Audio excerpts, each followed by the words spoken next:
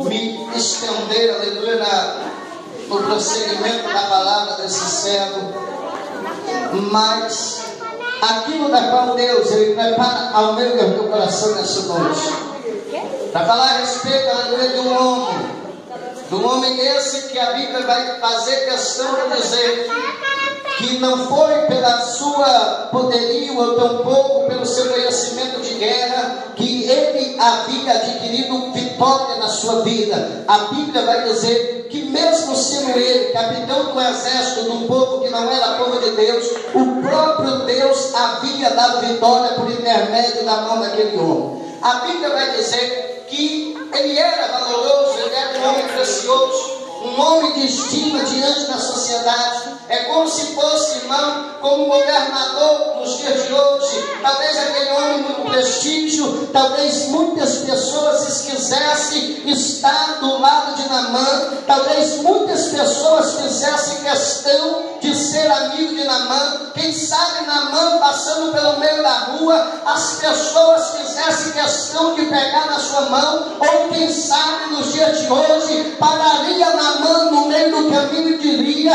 Naamã, vamos tirar uma selfie para me produzir, para me colocar no Facebook. Eu quero entender essa noite de hoje que Naamã era aquele cara que era popular. Naamã é um homem que todas as pessoas que gostam de bajular as outras gostariam de estar perto dele. Por quê? Porque a Bíblia vai dizer que ele era como se fosse o braço direito do rei.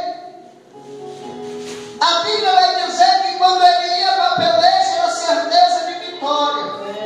A Bíblia vai dizer que quando ele ia, meu irmão, Deus entrando na frente, ele ganhava. Além dele ser precioso, ele tinha uma arma importante do seu lado, que era Deus dando vitória. Mas a Bíblia vai dizer, irmão, que esse porém é que mata a história do homem.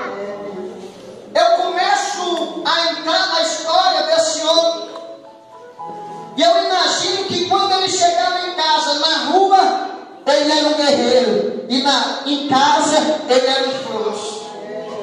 Por que, pastor, em casa ele era um frouxo? Tu já viu o homem doente, meu irmão? A mulher fica doente, a mulher palma toda hora. O homem fica doente, uma dor do dedo, ele desaba. Verdade. E eu imagino, louvado seja Deus, que ele era um moringa dentro de casa. Por quê, pastor? Porque chegou a chamar a atenção da serva dele. Aquela doença trazia um incômodo tão grande para a vida de Naamã, porque eu imagino algo na minha vida hoje, nessa noite, que aquele homem, ele não ia tratar da sua lepra na frente de qualquer pessoa. Ele não ia cuidar da sua ferida na frente de qualquer pessoa. Quem sabe aquelas feridas dentro de casa fazia aquele homem gritar. Quem sabe aquela ferida trazia dentro dele um incômodo tão grande que o incômodo dele chegava a incomodar outras pessoas. Mas pastor, ele era um homem valoroso na rua, mas porém em casa ele tinha um grande problema que ele escondia de todo mundo. E quando eu estava meditando nessa palavra, Deus me disse algo: sinal de vitória não é sinal de que está tudo bem. Porque às vezes nós assimilamos vitória, pensa como está tudo bem. Às vezes nós estamos adquirindo vitória, nós estamos conquistando muitas bênçãos, mas as coisas não estão tudo bem na nossa vida. A Bíblia vai dizer, irmão, que ele teve a oportunidade daquela garota estar lá. Ele teve a oportunidade daquela garota ser ousada e dizer: olha, se ele conhecesse o profeta que há, ele restauraria da sua lepra. Aleluia. Entenda uma coisa. A Bíblia vai dizer que no exato momento ele entra até a presença do rei e diz: olha, a menina de Israel, a qual eu trouxe e coloquei para trabalhar lá na minha casa, ela me disse que em Israel há um homem, e ele pode me restaurar da lepra. O rei automaticamente escreve uma carta, manda para o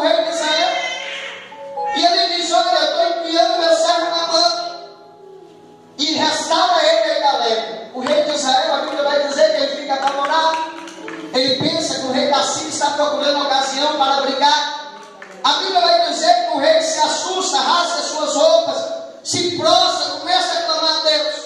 A Bíblia vai dizer que o profeta Eliseu ouve que o rei havia rasgado as suas vestes. A Bíblia vai dizer: olha, pode mandar ele vir, porque ele vai saber que há profeta em Israel.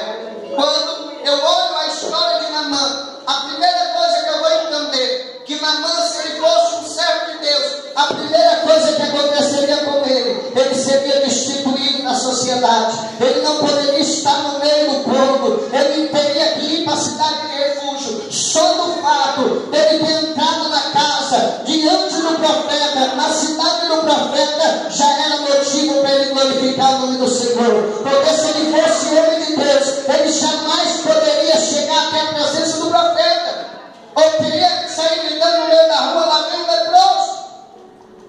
Eu tenho uma coisa séria: o tanto de pessoa que não era para estar na igreja, porque nós não somos merecedores, não somos dignos, porque todos nós somos pecadores, falhos diante da presença de Deus.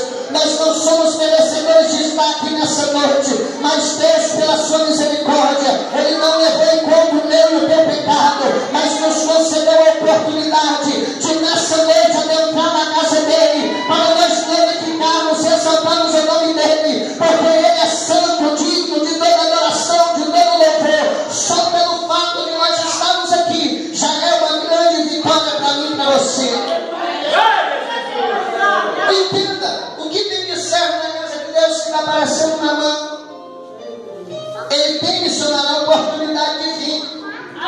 Porque eu aprendi uma coisa, que pelo fato de nós vir na igreja, a gente não vem porque nós queremos, mas é porque o Espírito Santo nos traz. Eu aprendi uma coisa, que quem traz nós para a igreja é o Espírito Santo. Porque é o Espírito Santo que convence o homem do seu pecado. É o Espírito Santo que nos convence que nós somos dependentes de Deus.